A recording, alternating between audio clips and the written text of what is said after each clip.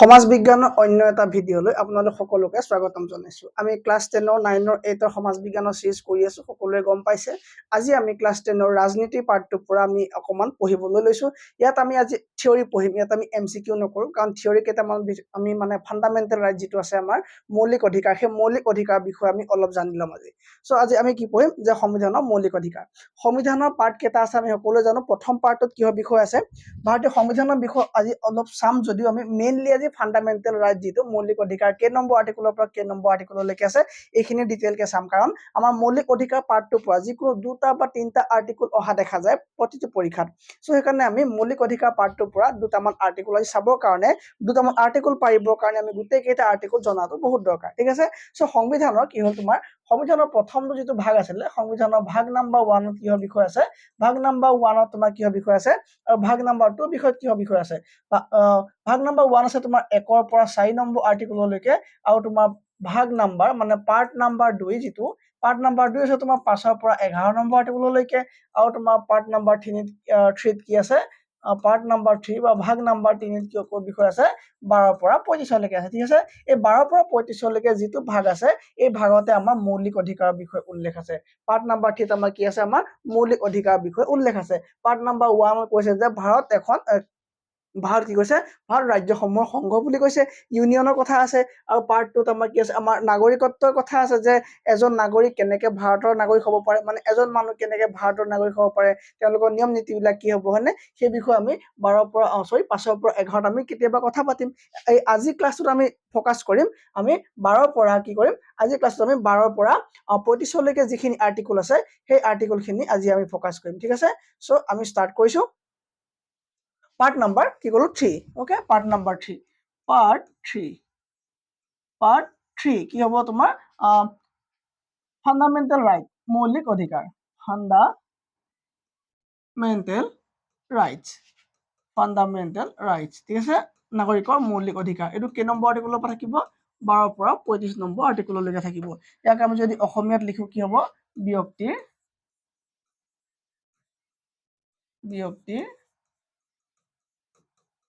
মৌলিক অধিকাৰ, ব্যক্তিৰ মৌলিক অধিকাৰৰ বিষয়ে আমি চাম। আৰু এই কেই নম্বৰ আৰ্টিকলৰ পৰা 12 ৰ পৰা 25 লৈকে আছে। প্ৰথম প্ৰশ্নটো ইয়াত হ'ল যে এতিয়া ভাৰতৰ সংবিধানত মৌলিক অধিকাৰৰ বিষয়টো, মৌলিক অধিকাৰৰ ব্যৱস্থাটো দেশৰ মানে বিশ্বৰ কোনখন দেশৰ সংবিধানৰ পৰা অনা হৈছিলে, সেইটো উত্তৰ কি হ'ব, তোমাৰ USA, কি হ'ব, USA সংবিধানৰ পৰা অনা হৈছে, ঠিক আছে। USA আমেৰিকা যুক্তৰাষ্ট্ৰৰ সংবিধানৰ পৰা এই মৌলিক অধিকাৰ ধাৰণাটো ভাৰতৰ সংবিধানলৈ অনা হৈছে, ঠিক আছে, ওকে। এতিয়া কথা, ইয়াত কেইটা আৰ্টিকল আছে, আমি কেইটা আৰ্টিকল আছে আমি আগতে পঢ়ি যাওঁ, যোগ কৰি ল'ম পাছত, ঠিক আছে। সো 12 নম্বৰ আৰ্টিকল, যিহেতু 12 ৰ পৰা 25 লৈকে আৰম্ভ হৈছে, 12 নম্বৰ আৰ্টিকলত কৈছে যে ডেফিনেশ্যন অফ ষ্টেট দিছে, তোমাৰ ৰাজ্যৰ সংজ্ঞা বা ৰাষ্ট্ৰৰ সংজ্ঞা। তোমাৰ মানে কি হ'ব, পলিটিত কি হ'ব, ষ্টেট শব্দটো তোমাৰ ৰাজ্যও বুজাব, মানে ইয়াত ৰাষ্ট্ৰ বুজাব, ঠিক আছে। সো আমি কম এতিয়া ৰাষ্ট্ৰৰ সংজ্ঞা বুলি ক'ম, ডেফিনেশ্যন অফ ষ্টেট, ঠিক আছে। ইয়াৰ ইংলিছটো কি হ'ব, ডেফিনেশ্যন অফ ষ্টেট, কি হ'ব, definition of state, definition of state, ৰাজ্যৰ সংজ্ঞা বা ৰাষ্ট্ৰৰ সংজ্ঞা, ঠিক আছে। চোৱা,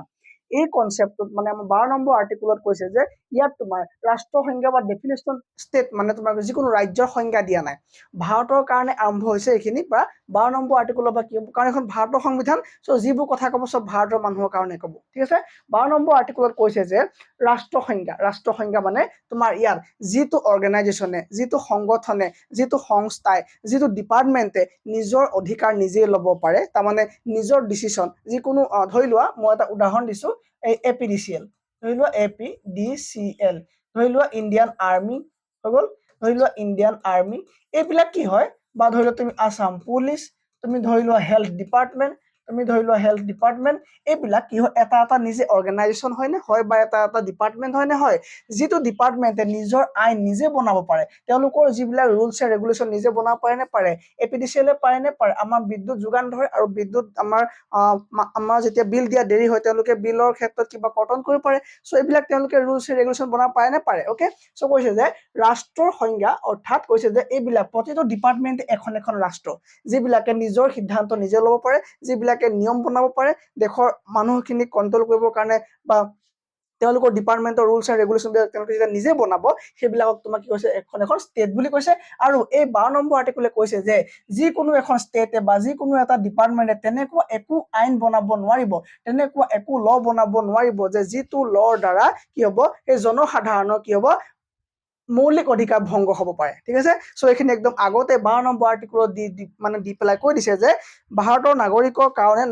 কাৰণে এনেকুৱা একো ল বনাব নোৱাৰিব যিটো লৰ দ্বাৰা তেওঁলোকৰ কি হ'ব মৌলিক অধিকাৰ ভাইলেশ্যন হ'ব পাৰে। ঠিক আছে, সো এইখিনিকে আমাক কৈ দিলে। সেইকাৰণে কি হ'ব চোৱা, এতিয়া কিছুমান কোম্পানীত চাকৰি দিয়ে মানুহে, তাৰপৰা সেই চাকৰি কোম্পানীত মানে চাকৰি যেতিয়া কৰে ন তাত এগ্ৰিমেণ্ট থাকে বুলি কয় কিছুমানে যে তুমি 2 বছৰলৈকে এৰিব নোৱাৰিবা। সো তোমাৰ ফাণ্ডামেণ্টেল ৰাইট ভাইলেট হ'ব ন। সো কি হ'ব এগ্ৰিমেণ্ট যেনেকুৱা ধৰণৰ এগ্ৰিমেণ্ট হ'লেও তোমাৰ লগত যেনেকুৱা ধৰণৰ এগ্ৰিমেণ্ট হ'লেও সেই এগ্ৰিমেণ্ট তোমাৰ মানে এটা ৰাস্তা থাকিব। সেই এগ্ৰিমেণ্টখন ব্ৰেক কৰাৰ কাৰণে তোমাৰ এটা ৰাস্তা থাকিব, নহ'লে তোমাৰ কিবা এটা 10,000 টকা তোমাৰ কিবা পেনাল্টি দিব ক'ব বা কিবা চাৰ্জ এটা দিব ক'ব, হয়নে? কিন্তু সেই এগ্ৰিমেণ্টটো কমপ্লিটলি এগ্ৰিমেণ্ট তেনেকুৱা কৰিব নোৱাৰিব। তাৰমানে কি এনেকুৱা একো কাম কৰিব নোৱাৰিব যিটো কামৰ দ্বাৰা এখন ৰাজ্যৰ মানে ভাৰতৰ দেশৰ নাগৰিকৰ কি মৌলিক অধিকাৰ ভংগ কৰিব পাৰি। এইটো কথা তোমাৰ 12 নম্বৰ আৰ্টিকলত কৈছে। ঠিক আছে, সো 13 নম্বৰ আৰ্টিকল কৈছে 13 নম্বৰ আৰ্টিকলত কৈছে যে তোমাৰ যদি ল আছে, ঠিক আছে, এইটো ভালকে মন দিবা, কৈছে যে article 13 declare that all laws that are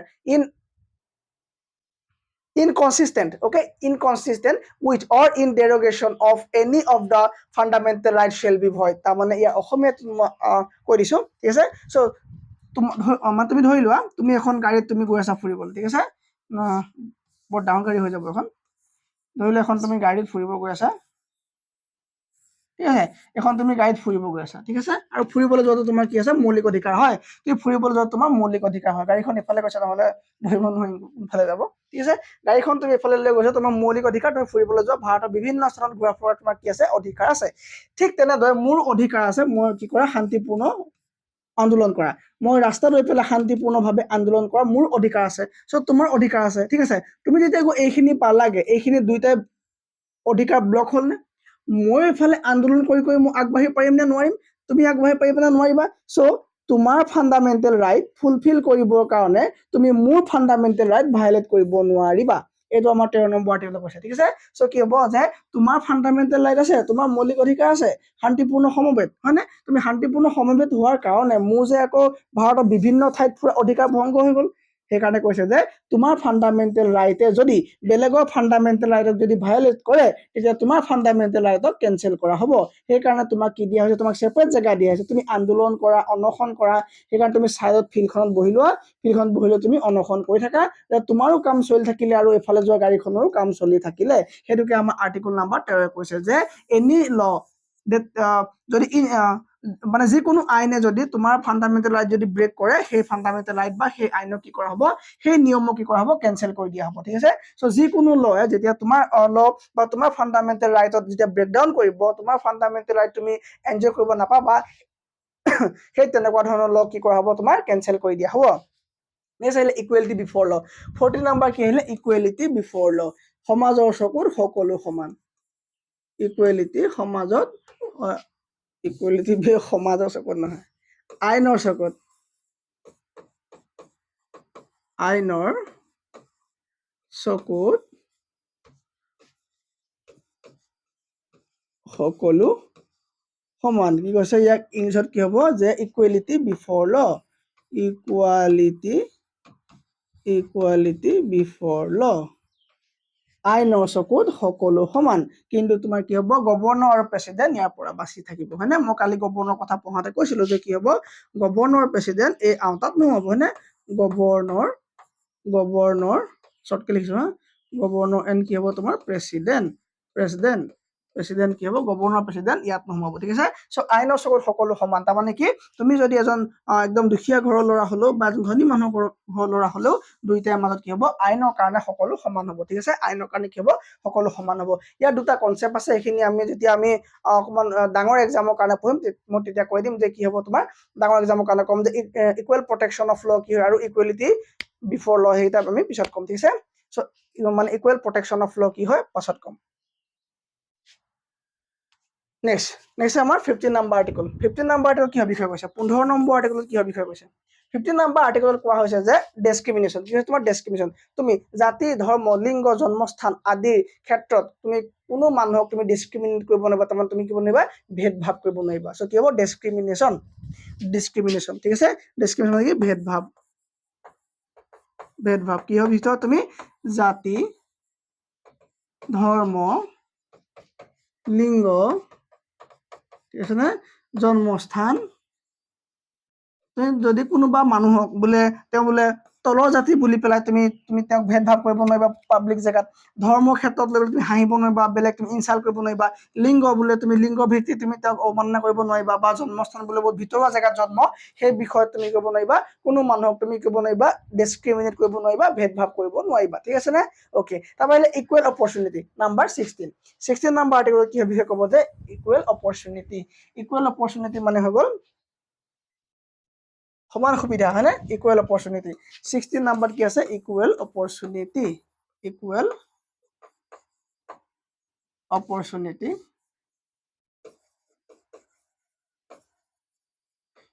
opportunity মানে কি হ'ব তোমাৰ সমান সুবিধা তাৰমানে চৰকাৰী ক্ষেত্ৰত চৰকাৰী সাহায্য বা আঁচনি বা চাকৰিৰ ক্ষেত্ৰত তুমি সমান সুবিধা পাবা সেই বুলি আৰু তুমি যদি আৰু HSLC পাস কৰি হি যদি HS পাস কৰি পেলাই যদি বোলে পোষ্টটো বোলে কোৱালিফিকেশন আছে বোলে কোৱালিফিকেশন বোলে আছে HS পাস তুমি যদি এপ্লাই কৰা চাকৰিটো ই পাই থাকিলে তুমি এতিয়া ক'ব নোৱাৰিবা সমান অধিকাৰ নাছিলে দেখোন সমান সুবিধা নাপালো যে হি পালে সেইটো নহয় আকৌ ঠিক আছে কি হ'ব যোগ্যতা ভিত্তিত কি হ'ব দুইটা সমান এপ্লাই কৰাৰ চান্স আছে তোমাৰ পৰীক্ষা একেলগে হ'ব ঠিক আছে সো কি হ'ব তোমাৰ যদি যোগ্যতা আছে তুমি পাবা তাৰমানে কি তোমাক মানে প্ৰিভেন্ট নকৰে তুমি সেইটো এপ্লাই কৰাৰ পৰা তুমি আঁতৰি থকা তোমাক কেতিয়াও আঁতৰাই নাৰাখে ঠিক আছে সো BA লেভেল ধৰি লোৱা এটা মেট্ৰিক পাছ ল'ৰা এটা গৈ পেলাই BA লেভেলৰ সেই জবটো কি দিব পাৰিব না এই জবটো তেওঁলোকে দিব নোৱাৰিব ওকে এটা কথা হ'ল যে আইনৰ চকুত মানে সকলো সমান যে আছিলে গভৰ্ণৰ প্ৰেসিডেন্ট কিয় ইয়াত বাহিৰত আছিলে গভৰ্ণৰ প্ৰেসিডেন্ট বাহিৰত থকাৰ কাৰণটো কি গভৰ্ণৰ প্ৰেসিডেন্ট বাহিৰত থকাৰ কাৰণটো হ'ল তেওঁলোকৰ হাতত কি আছে তোমাৰ কি আছে পাৰ্ডনিং পাৱাৰ মানে ক্ষমাদানৰ অধিকাৰ আছে ঠিক আছে ওকে আৰ্টিকল নাম্বাৰ 17 টো বহুত বেছিকে আহে কি হ'ব তোমাৰ এইটো আনটাচেবল মানে কি অস্পৃশ্যতা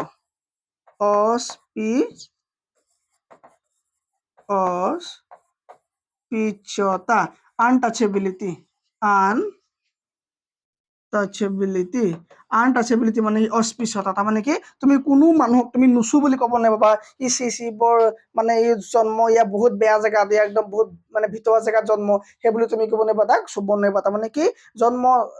স্থান বা লিংগ এইবিলাক ক্ষেত্ৰত তুমি কাকো অস্পৃশ্য বুলি ক'ব নোৱাৰিবা কোনো ধৰণৰ মানুহক তুমি অস্পৃশ্য বুলি ক'ব নোৱাৰিবা যি কাষ্টই নহওক তুমি অস্পৃশ্য বুলি ক'ব নোৱাৰিবা ঠিক আছে কিন্তু বেমাৰ আজাৰ ক্ষেত্ৰত পাৰিবা যেনেকৈ আমি কোভিড হওঁতে পাইছিলো ন তই নাহিবি দেই মোৰ ওচৰলৈ হয়নে তই মোৰ ওচৰত নাহিবি দেই তোক মই চুব নোৱাৰো ঠিক আছে এই কোভিড বা বেমাৰ আজাৰ ক্ষেত্ৰৰ কথা বেলেগ বাকি তুমি যিকোনো কথা তুমি কোনো মানুহক মানে অস্পৃশ্য বুলি ক'ব নোৱাৰিবা হ'ব এখিলৈকে ওকে নাম্বাৰ হ'ল 18 কৈছে যে এবলিশ্যন অফ টাইটেল 18 নাম্বাৰ আৰ্টিকল আছে এবলিশ্যন অফ টাইটেল মানে কি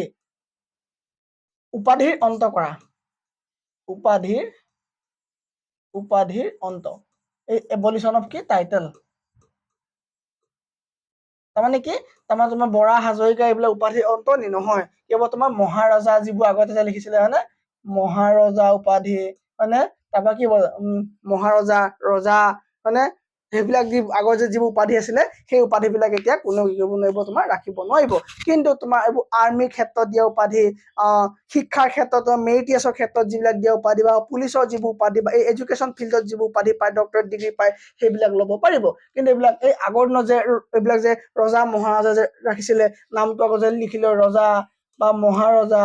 মানে এইবিলাক উপাধি এতিয়া কি ক'ব ৰাখিব নোৱাৰিব ঠিক আছে সো উপাধি অন্ত মানে সেইবিলাক উপাধি অন্ত কথা কৈছে কিন্তু শিক্ষাৰ ক্ষেত্ৰত পোৱা যদি এডুকেশ্যনৰ ফালৰ পৰা যদি কোনোবা উপাধি পায় সেই উপাধি ল'ব পাৰিব যদি আৰ্মি ফালৰ পৰা কোনোবা কিবা উপাধি পায় সেই উপাধি ল'ব পাৰিব যদি পুলিচৰ ভাল কাম কৰাৰ কাৰণে যদি উপাধি পায় সেই উপাধি ল'ব পাৰিব কিন্তু কি বেলেগ ধৰণৰ উপাধি নামৰ আগত বা পাছত ইউজ কৰিব নোৱাৰিব ঠিক আছে এইখিলৈকে হৈ গ'ল ওকে এতিয়া আমি কি চালো আমাৰ 12 নম্বৰ আৰ্টিকল পালো 12 নম্বৰ আৰ্টিকলত কোৱা হ'ল যে কি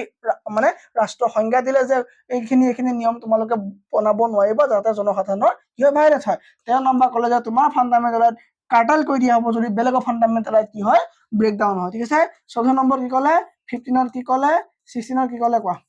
আৰু 17 আৰু 18 ঠিক আছে আৰু একেবাৰে 18 পৰা যোৱা 18 ক'লে কি বুলি 18 ক'লে যে কি উপাধি অন্ত এবলিশ্যন অফ টাইটেল এবলিশ্যন অফ টাইটেল উপাধিৰ অন্ত পেলাই দিয়া হ'ল ঠিক আছে নে তাৰপৰা ক'লে যে 17 ক'লে অস্পৃশ্যতা হয়নে অস্পৃশ্যতাৰ কথা ক'লে অস্পৃশ্যতাৰ কথা ক'লে 17 নম্বৰ কি ক'লে 16 কি ক'লে 16 কি ক'লে 16 ক'লে তোমাৰ ইকুৱেল অপৰচুনিটি মানে কি সমান সমান কি ক'লে সুবিধাৰ কথা ক'লে হয়নে সমান সুবিধা 16 ক'লে তোমাৰ সমান 16 ক'লে সমান সুবিধা হয়নে ইয়াত ক'লে তোমাৰ ডিসক্ৰিমিনেশ্যন হয়নে মানে ভেদভাৱ কৰিব তুমি নোৱাৰিবা কি নোৱাৰিবা তুমি ভেদভাৱ কৰিব নোৱাৰিবা 13 হৈ গ'ল 12 হৈ গ'ল 14 কি আছে সমান আইনৰ চকুত কি হ'ব সকলো সমান আইনৰ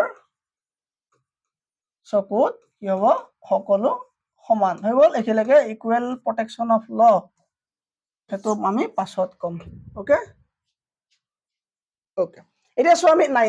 19 নম্বৰ আৰ্টিকলত কি আছে এই 19 নম্বৰ আৰ্টিকলটো দীঘলীয়া ঠিক আছে এই 19 নম্বৰ আৰ্টিকলটো কি হ'ব অকমান দীঘলীয়া হ'ব ইয়াত তোমাৰ কেইবাটা আৰ্টিকল সোমাই থাকিব ঠিক আছে ইয়াত তোমাৰ কেইবাটা আৰ্টিকল সোমাই থাকিব ইয়াত তোমাৰ আগতে যিটো সম্পত্তি অধিকাৰ আছিলে সম্পত্তি অধিকাৰ আগতে 19তে আছিলে কিন্তু এতিয়া সম্পত্তি অধিকাৰ ইয়াৰ পৰা আঁতৰাই দিয়া হ'ল সেই বিষয়ে মই কৈ আছো সো এতিয়া কেৱল 19ত আমাৰ কেইটা আৰ্টিকল আছে কেইবাটা আৰ্টিকল 19ত পোৱা যাব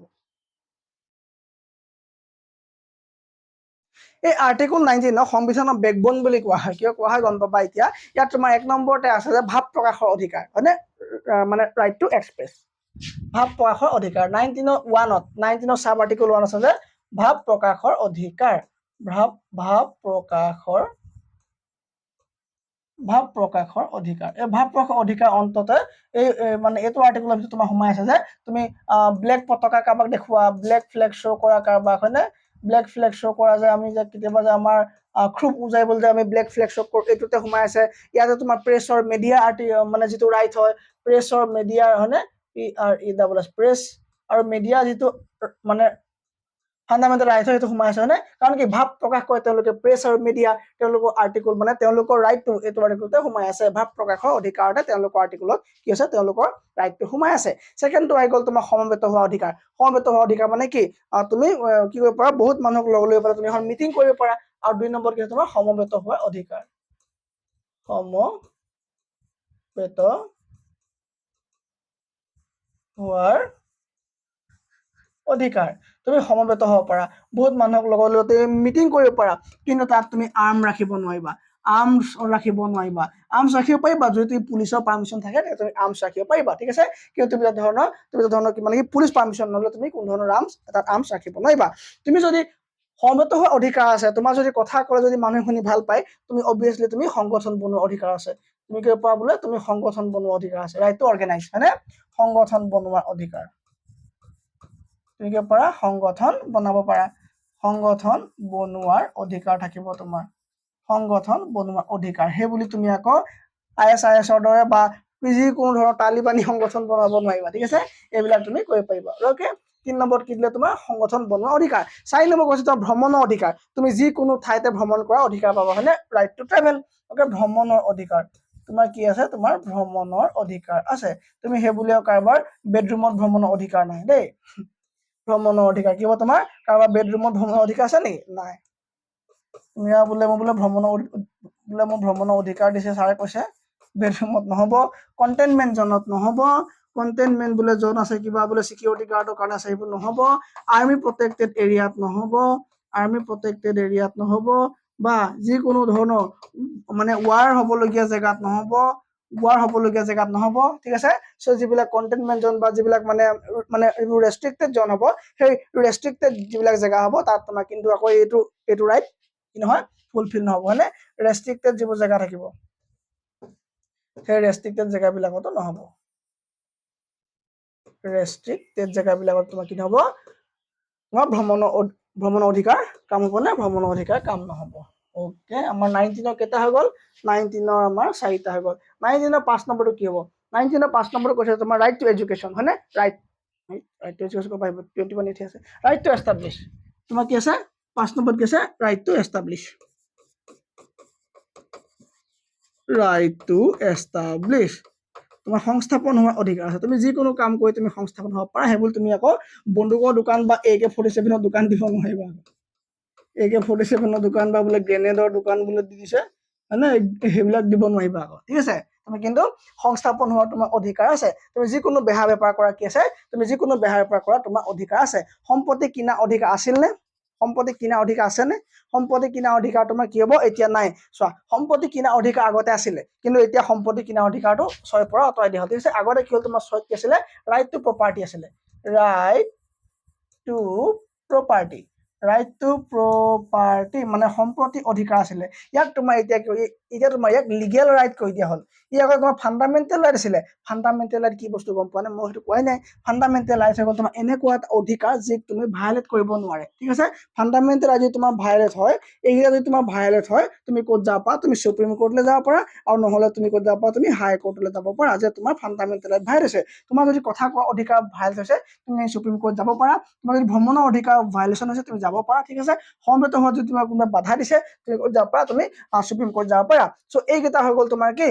ফান্ডামেন্টাল ৰাইট তুমি ইয়াৰ পৰা গৈ তুমি বিহাৰত গৈ তুমি কাম কৰিব পাৰা তাত যদি তোমাক কোনোবা কিবা কয় তুমি ওচৰৰ হাই কোৰ্ট যাব পাৰা বা তুমি কি সুপ্ৰিম কোৰ্টত তুমি আবেদন কৰিব পাৰা তাৰ কাৰণে আমি ৰিটছ পঢ়িবলৈ 5টা ৰিটছ আছে হেভিয়াছ কৰ্পাছ কোৱাৰেণ্টো মেণ্ডামোছ প্ৰহিবিশ্যন চাৰ্চিউৰি আমি এইখিনি পঢ়িম পিছত ঠিক আছে আমি আৰ্টিকল 32 পঢ়িবলৈ আছে ঠিক আছে সো এতিয়া আমি ক'ত পাইছো আমি 19ৰ 6 নম্বৰ পাইছো ইয়াত কৈছে যে ৰাইট টু প্ৰপাৰ্টি যেটো আছিলে হেতু তোমাৰ এতিয়া অটৰাই দিয়া হ'ল ফান্ডামেন্টাল ৰাইটৰ পৰা চাহ বোলে কিয় অটৰাই দিয়া হ'ল ধৰি লোৱা তোমাৰ এইটো ঘৰ এটা আছে ঠিক আছে এফালে বোলে ৰেলৱে লাইন গৈছে ঠিক আছে এফালে বোলে ৰেলৱে লাইন গৈছে তোমাক ক'লে যে আপুনি ঘৰটো অটৰাই দিয়ক তেতিয়া বোলে ফালে ৰেলৱে লাইন যাব তুমি বোলে কৈছা যে মোৰ সম্পত্তি হয় মোৰ অধিকাৰ আছে মোৰ সম্পত্তি হয়নে আপোনালোকে কাম কৰক আপোনালোকে ৰেলৱে লাইনটো বোলে এনেকে দি কৰি লৈ লওক তেতিয়া কি হ'ব হয়নে এইবিলাক সমস্যা ভুগিব লগা হোৱাৰ কাৰণে কি কৰিলে যে ক'লে যে সম্পত্তি অধিকাৰটো কি হ'ব সম্পত্তি অধিকাৰটো বোলে মৌলিক অধিকাৰত নপৰিব ইয়াক কি কৰা হ'ব তোমাৰ লিগেল অধিকাৰ মানে আইনী অধিকাৰলৈ কৰি দিয়া হ'ব 1978 তোমাৰ কেতিয়া হ'ল 44th এমেন্ডমেন্ট 1978 44th এমেন্ডমেন্ট কৰি পেলাই 1978 চনত 44 নম্বৰ সংশোধনী কৰি পেলাই কি কৰা হ'ল যে কোৱা হ'ল সম্পত্তি অধিকাৰ এতিয়াও কি হ'ব ফান্ডামেন্টাল ৰাইট নহব ই তোমাৰ কি হ'ব লিগেল ৰাইট হ'ব লিগেল ৰাইট মানে কি আইনী অধিকাৰ মানে কি হ'ব জানানে লিগেল ৰাইট মানে হ'ল তোমাৰ সম্পত্তি যদি চৰকাৰে ল'ব খোজে ল'ব পাৰিব ঠিক আছে তোমাৰ এই সম্পত্তিটো চৰকাৰে লোৱাৰ বিনিময়ত তোমাক উচিত মূল্য দিব বা তোমাক বেলেগত তোমাক জেগা দিব যে তুমি আমুকলৈ যোৱাগে বা আমুকত তোমাক পইচা দি পেলাই ঘৰ চলৈ দিব কিন্তু তোমাৰ সম্পত্তি চৰকাৰে যেতিয়া মন যায় লৈ ল'ব পাৰিব কিন্তু তোমাৰ সম্পত্তি তোমাৰ ককাই ভাই দাদা দাদি বা কোনো ধৰণৰ মানুহে তোমাৰ পৰা সম্পত্তি ল'ব নোৱাৰে সেইটো কি বুলি কোৱা হয় লিগেল ৰাইট বুলি কোৱা হয় কি বুলি কোৱা লিগেল ৰাইট বুলি কোৱা হয় ই আগতে কি আছিলে আগতে তোমাৰ আছিলে ফান্ডামেন্টাল ৰাইট আৰু ফান্ডামেন্টাল ৰাইট হৈ থকালৈকে ইয়াক চৰকাৰেও ল'ব নোৱাৰা হৈছিলে হয়নে সো সেইকাৰণে ফান্ডামেন্টাল ৰাইটক কেনসেল কৰিলে ইয়াক তোমাৰ লিগেল ৰাইট কৰিলে আৰু লিগেল ৰাইট কৰাৰ লগে লগে এই অধিকাৰ তোমাৰ সম্পূৰ্ণ কি গ'ল তোমাৰ সম্পত্তি যদি চৰকাৰৰ যদি জেগাত যদি কিবা এটা কৰিছে বা চৰকাৰে যদি এফালে ঘৰ বনাব খোজে বা ৰেলৱে লাইন বনাব খোজে তেতিয়া তোমাক ক'ব যে চোৱা তোমাৰ ঘৰটো থকা জেগাত সন্মুখ লাগে তুমি এইফালে ঘৰ এটা বনাই লোৱা আৰু তুমি তাত না বুলি ক'ব নোৱাৰিবা ঠিক আছে সো সেইকাৰণে কি ক'লে ইয়াক লিগেল ৰাইট কৰি দিয়া ফান্ডামেন্টাল ৰাইট নহয় সম্পত্তি অধিকাৰী কি নহয় লিগেল ৰাইট নহয় ঠিক আছে তোমাৰ কি ৰাইট টু এষ্টাব্লিছ হয় না তুমি কি পাৰা তুমি ৰাইট টু তুমি এষ্টাব্লিছ হ'ব পাৰা তোমাৰ এইটো এক্সাম্পল ইয়াতে হ'ব তোমাৰ 7 নম্বৰ কি হ'ব তোমাৰ ৰাইট টু বিজনেছ ঠিক আছে তোমাৰ যিকোনো ধৰণৰ বেহা বেপাৰ কৰাৰ অধিকাৰ আছে ৰাইট টু বিজনেছ ঠিক আছে তোমাৰ যিকোনো ধৰণৰ বেহা বেপাৰ কৰাৰ অধিকাৰ আছে তুমি সেই বুলি আকৌ AK-47 দোকান দিব নোৱাৰা AK-47 দোকান দিব নোৱাৰা তুমি আকৌ গ্ৰেনেড বিকিব নোৱাৰা ঠিক আছে তুমি সেইবিলাকৰ দোকান দিব নোৱাৰা হৈ গ'ল সো এইটা আছে কিমান আৰ্টিকল নাম্বাৰ 19 থকা এইটা 6টা আৰ্টিকল ঠিক আছে সো আমাৰ হিফালৰ পৰা 6টা চাবা দেই 12 13 14 15 16 17 18 19 1 2 3 4 5 6 7 8 ঠিক আছে আমাৰ 12টো ধৰিব নালাগে 13 14 15 16 17 18 মানে 19 ঠিক আছে 1 2 3 4 5 6 7টা ঠিক আছে আৰু হিফালে চাবা তুমি ইয়াত 19ৰ ভিতৰত চাবা 9ৰ ভিতৰত আছে তোমাৰ 1 2 3 4 5 5 6 7 হয়নে 7 ওকে আৰু তোমাৰ কি 7 ওকে 1 2 3 4 5 6 7 1 2 3 4 5 6 7 ঠিক আছে কিন্তু এই 19ৰ ভিতৰ হৈ হ'ল এইকেইটা ঠিক আছে আৰু ইয়াৰে তোমাৰ এটা অটৰাই দিয়া হ'ল ঠিক আছে ইয়াৰে কি হ'ল এটা অটৰাই দিয়া হ'ল ইয়াৰ এতিয়া 6টা আছে ওকে সো 19ৰ ভিতৰত তোমাৰ কেইটা আছে 6টা আছে কথা কোৱাৰ অধিকাৰ আছে তোমাৰ তাৰপা কি আছে তোমাৰ সমবেত হোৱা অধিকাৰ আছে সংগঠন বনোৱাৰ অধিকাৰ আছে ভ্ৰমণৰ অধিকাৰ আছে তোমাৰ ৰাইট টু মানে ৰাইট টু এষ্টাব্লিছ আছে তোমাৰ ৰাইট টু কি আছে ৰাইট টু তোমাৰ কি আছে বিজনেছ আছে সো এইটা হ'ল তোমাৰ 19ৰ ভিতৰত থকা আৰ্টিকল এইটা বহুত বেছি ইম্পৰ্টেন্ট আৰ্টিকল হয় নেক্সট ক্লাছত আমি 20 পৰা পঢ়িম মানে নেক্সট ক্লাছত আমি 20 আৰ্টিকলৰ পৰা কি কৰিম আমি 35 লৈকে আমি কমপ্লিট কৰি দিম ঠিক আছে